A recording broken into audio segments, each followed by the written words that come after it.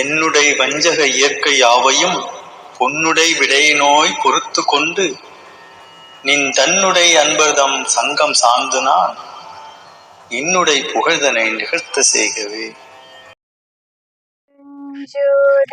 பெருஞ்சோதி தனி பெருங்கருணை பெருஞ்சோதி கொட்டையூர் ராமதாஸ் அண்ணா அவர்களே போற்றி போற்றி. ஓம் அகஸ்தி சாய நமக, ஓம் அகஸ்தி சாய நமக. ஆத்ம வணக்கம், ஆத்ம வணக்கம். எல்லா உயிர்களும் இன்புற்று வாழ்க, வள்ளல் மலரடி வாழ்க வாழ்க. கோடான கோடி அண்ணங்களுக்கும் குருவேசனம் குருவேசனம். ஆன்மநேய அன்பர்களுக்கும் சமரச சுத்த சன்மார்க்க சங்கத்தவர்களுக்கும் பொதுமக்களுக்கும் என் சகோதர சகோதரிகள் அனைவருக்கும் என் அதிகாலை பணிவான வணக்கம்.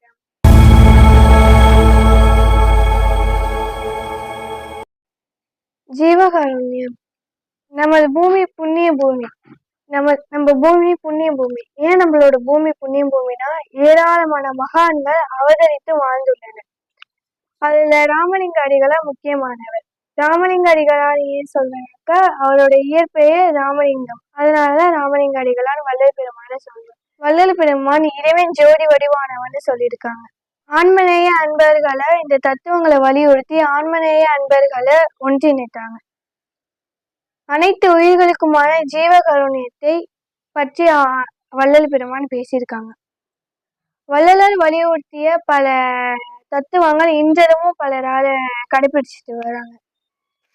வள்ளல் பெருமான் இன்பமான வாழ்வுக்கு 4 ஒழுக்கங்களை சொல்லியிருக்காங்க. அதுல எல்லாருமே அந்த 4 ஒழுக்கங்களை கடைபிடிச்சா இன்பமான வாழ்வு வாழலாம். அந்த 4 ஒழுக்கம் முதலாவது ஒழுக்கம் இந்திரிய ஒழுக்கம், 2வது ஒழுக்கம் கரண ஒழுக்கம், 3வது ஜீவ ஒழுக்கம், 4வது ஆன்ம ஒழுக்கம். இந்திரிய ஒழுக்கம்னா முதல்ல சுத்தமாக இருக்க வேண்டும். அதனாலதான் சமரச சுத்த சன்மார்க்க சங்கம் வள்ளல் பெருமான் சொல்லியிருக்காங்க. அதனால இந்திரிய ஒழுக்கத்துல முதல்ல நம்ம சுத்தமா இருக்கணும்.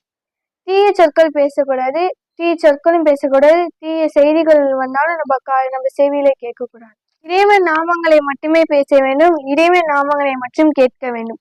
இனிமையாக பேச வேண்டும், இறைவனை பற்றியே பேச வேண்டும்.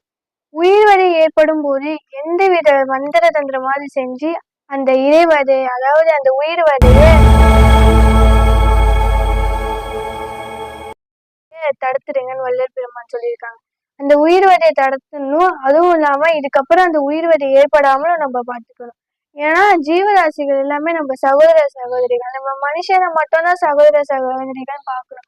அதுலயும் நிறைய பேர் பார்க்க மாட்டோம், கொஞ்சம் வாயால மட்டும் பேருக்குதான் சொல்றாங்க. ஆனா ஜீவராசிகள், அந்த உலகத்துல இருக்கிற ஜீவராசிகள் அனைவரும் நம்ம சகோதர சகோதரிகள் மட்டும்தான். அதிக இன்பத்திற்கு ஆசைப்படக்கூடாது. அதாவது நம்ம தேவைக்கற்றது எதுவுமே ஆசைப்படக்கூடாது. நம்ம உலகத்துல, அதாவது நம்ம மேல இருந்து வந்திருக்கோம், அண்டத்துல இருந்து எல்லாருமே வந்திருக்கோம். ஒரு சிறு அணுவால நமக்கு தேவையான ஐயா எல்லாமே கொடுத்துட்டாங்க. நம்ம எல்லாம் தேவைக்கற்றதான் எல்லாரும் நம்ம பயன்படுத்திக்கணும். அதாவது இருக்கிற வீடு, உணவு, ஆடை, இடம் எல்லாமே இருந்தோம். இது பத்தாதுன்னு சொல்லிட்டு எல்லாரும் அந்த புற இன்பத்துக்கு போறாங்க. அந்த மாதிரி அந்த ஆசை இருக்கக்கூடாதுன்னு சொல்லியிருக்காங்க. அதிக இன்பத்திற்கு ஆசைப்படக்கூடாது. கரண ஒழுக்கம். மனதை புருவ மத்தியில் ஒருமுகப்படுத்தி இருக்க வேண்டும். அதாவது மனதை புருவ மத்தியில் நிறுத்தி ஒருமுகப்படுத்த வேண்டும். மற்றவர்கள் குற்றத்தை கண்டுபிடிக்க கூடாது. அதாவது மற்றவங்க என்ன குற்றம் செஞ்சிருக்காங்க அப்படிங்கிறத நம்ம கண்டுபிடிக்க கூடாது. எல்லாருமே ஒரு குற்றம் இருந்தனால இன்னொரு பிறப்பு நம்ம எடுத்து வந்திருக்கோம். அதாவது போன ஜென்மத்துல நம்ம கடமை ஐயா கொடுத்ததுல நம்ம தவறினால இன்னொரு ஜென்மம் நம்ம, அதாவது இன்னொரு பிறப்பு நம்ம எடுத்திருக்கோம். அதனால நம்ம மற்றவங்க குற்றத்தை பார்க்க கூடாது. யார் மீதும் கோவப்படக்கூடாது. அதாவது இந்த உலகத்துல உள்ளவங்க யார் மீதும் கோவப்படக்கூடாது. இப்ப நீங்க எத்தனை பலாயிரம் வருஷம் தவம் செஞ்சீங்கனாலும் இந்த ஒரு நிமிஷம் நீங்க கோவப்பட்டாலே அந்த தவம் எல்லாம் கலைஞ்சிடும். அதனால முதல்ல சமரச சுத்த சன்மார்க்கத்துக்கு வரணும், ஜீவகாரண்யை கடைபிடிக்கணும், கோபம் படக்கூடாது. நம்மளே பெருமைப்படுத்திக்க கூடாது. அதாவது ஆணவம் இருக்கக்கூடாதுன்னு எல்லாருக்கும் மேல நம்மதாங்கிற எந்த ஆணவமும் இருக்கக்கூடாது. பெருமைப்படுத்திக்க கூடாது. எனக்கு இது தெரியாது பெருமைப்படுத்திக்க கூடாது. மற்றவங்களால நமக்கு ஞானத்தை பத்தி தெரிஞ்சிச்சா அதோட விட்டுரும். அதிகமா நம்ம பெருமை எதையும் படுத்திக்க கூடாது. ஜீவ ஒழுக்கம்.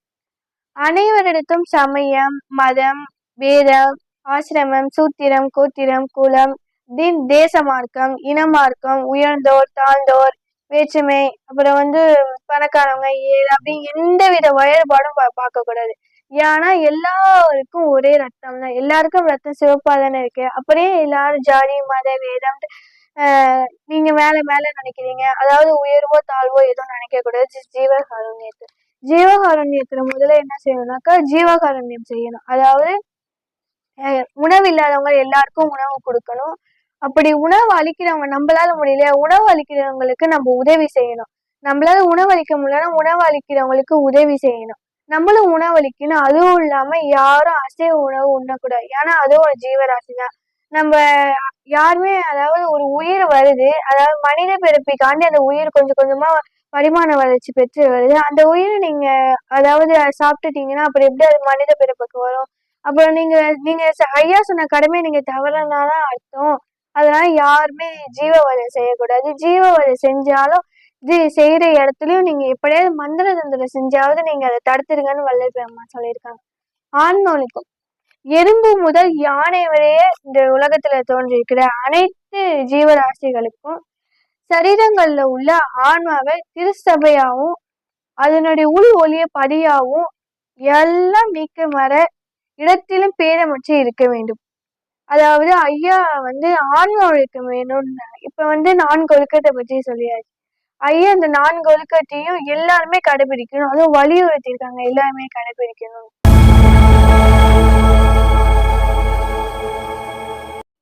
இப்ப 4 ஒழுக்கத்தை பற்றி நம்ம சிறிதளவு தான் பார்த்துருக்கோம்.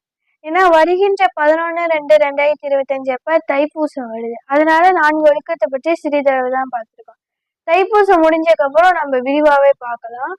இப்ப ஞானசரிய பாடலோட விளக்கத்தை பற்றி பார்க்க போறோம். ஏன்னாக்கா ஐயா தைப்பூசத்தப்பதான் ஒளிதேகம் அணைஞ்சிருக்காங்க. கடைசியா ஞானசரிய பாடலை பாடிதான் ஒளிதேகம் அணைஞ்சிருக்காங்க. ஞானசரிய பாடல் பொருளை பற்றி நம்ம பார்ப்போம். இந்த ஞானசரிய தீபத்துக்கு முன்னால நம்ம தீபத்தை ஏற்றி வச்சு தீபத்துக்கு முன்னால உட்காந்து 21 நாட்கள் நம்ம படிச்சோம்னாக்கா நமக்கு கண்டிப்பா ஞானம் கிடைக்கும். ஞானம் கிடைக்கிறதுக்காண்டி வழியும் ஐயா சொல்லுவாங்க, ஐயா அதை உணர்த்துவாங்க. அதனால இப்ப முதல் நம்ம ஞானசரிய பாடல் 1ஆவதுக்கு பார்ப்போம். அருட்பெருஞ்சோதி அருட்பெருஞ்சோதி தனி பெரும் கருணை அருட்பெருஞ்சோதி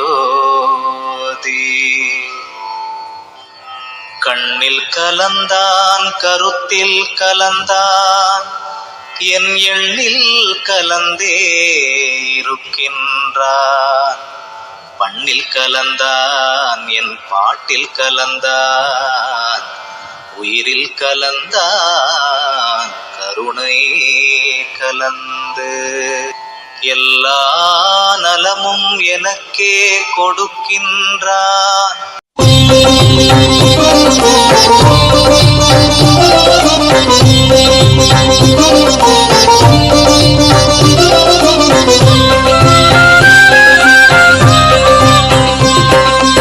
அம்பல தரசே அருமருந்தே ஆனந்த தேனே அருள் விருந்தே அம்பல தரசே அருமருந்தே ஆனந்த தேனே அருள் விருந்தே பொது நட தரசே புண்ணியனே புலவரெல்லாம் புகழ் கண்ணியனே பொது நடத்தரசே புண்ணியனே புலவரெல்லாம் புகழ் கண்ணியனே மலை தரும் மகளே மடமயிலே மதிமுக அமுதே இளங்குயிலே மலை தரும் மகளே மடமயிலே மதிமுக அமுதே இளங்குயிலே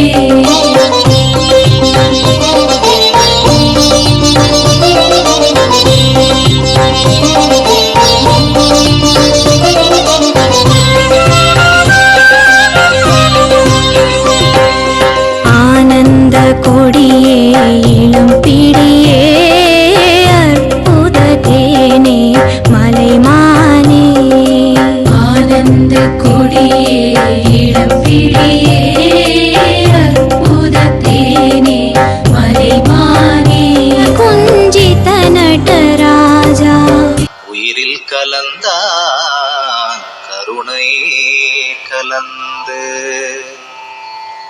எல்லா நலமும் எனக்கே கொடுக்கின்றான், எல்லாம் செய்ய வல்லான் எம்பெருமான். எல்லாமாய் நின்றான், பொதுவில் நிறுத்தம் புரிகின்றான், ஒன்றாகி நின்றான் உவந்து.